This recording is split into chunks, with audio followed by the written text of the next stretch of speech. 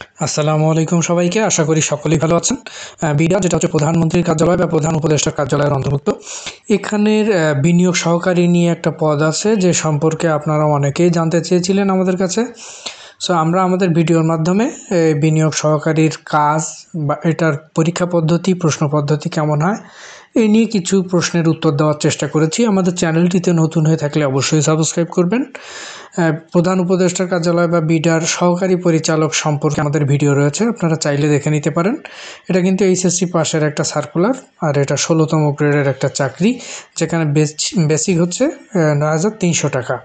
এখানে সর্বসাকুল্যে বেতন 16,000 থেকে 17,000, 18,000 এর ভিতরে হতে পারে, বিভিন্ন স্থান ভেদে পার্থক্য হতে পারে। ওভারঅল এটার কাজ হচ্ছে আপনারা অফিস সহকারী, অর্থাৎ 16তম গ্রেডের বিভিন্ন চাকরিতে যে পদটা থাকে সেটা হচ্ছে অফিস সহকারী। সেটা হচ্ছে বিডা বা বিনিয়োগ যে প্রতিষ্ঠানটা, এখানে এটাকে বলা হয় বিনিয়োগ সহকারী। সো অফিস সহকারী যে কাজগুলো করে থাকে, এখানে বিনিয়োগ সহকারীর কাজগুলো সেগুলোতে ডকুমেন্ট রিলেটেড, অর্থাৎ আপনার উচ্চপদস্থ যারা থাকবেন তাদের ডকুমেন্টেশনে আপনি সহায়তা করবেন, অর্থাৎ তাদের কাজগুলো সম্পাদন করাই হচ্ছে আপনার প্রধান কাজ। ডকুমেন্ট বা অন্য কিছু সেটা হতে পারে। এটা দুই পদ্ধতিতে হতে পারে। একটা হচ্ছে প্রিলিমিনারি হয়ে যাওয়ার পরে ভাইভা হয়ে এটার নিয়োগ প্রক্রিয়া সম্পন্ন হয়।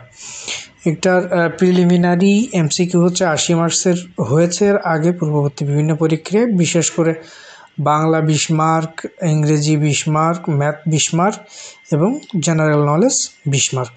এইটা হচ্ছে তৃতীয় শ্রেণীর যে বিভিন্ন চাকরির পরীক্ষায় আসা যে প্রশ্নগুলো, আপনারা এই প্রশ্নগুলো মানে দেখলে মোটামুটি বুঝতে পারবেন। এটা হচ্ছে বিনিয়োগ সহকারী প্রশ্নটা এমনটা হয়ে থাকে, সম্পূর্ণ বাংলা ভার্সনে, অর্থাৎ এটার প্রশ্নের জন্য যে ইংলিশ ভার্সন ম্যাথ আসে এরকম না। জেনারেলি 16তম গ্রেডের জবগুলো যেমন হয়, এর জন্য আপনারা এই যে ক্যাম্পাস পাবলিকেশনের বই কিংবা প্রফেসরসের অফিস সহকারী মানে তৃতীয় শ্রেণী, চতুর্থ শ্রেণীর একটা যে বই রয়েছে, এই দুইটা বই আপনারা নিতে পারেন বিগত সালের প্রশ্নগুলো দেখার জন্য। এটাই সর্বশেষ বিষয়।